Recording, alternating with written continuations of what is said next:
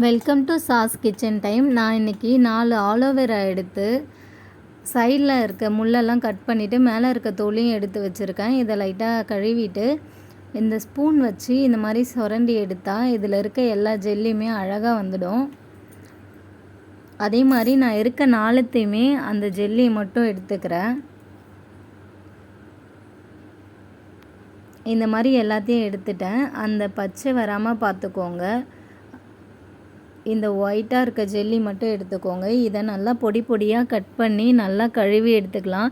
ஒரு 7 டைம் கழுவலாம். இதை சின்ன சின்னதாக கட் பண்ணி கழுவும் போது இதில் இருக்க கசப்பு கொழகொழப்பு எல்லாமே போயிடும். நம்ம அப்படியே சாப்பிட்லாம். ஜெல்லி மாதிரி இருக்கும், எந்த டேஸ்ட்டுமே இல்லாமல் இருக்கும். அப்படியே சாப்பிட்லாம். நான் இதை இப்போது ஜூஸ் போடுறதுக்காக தான் ரெடி பண்ணி வச்சுருக்கேன். நெக்ஸ்ட் வீடியோவில் இதிலே அட்டாச் பண்ணுறேன். இதை வச்சு நம்ம ஜூஸ் எப்படி போடுறதுன்னுட்டு நெக்ஸ்ட் வீடியோ பார்க்கலாம். பாய்.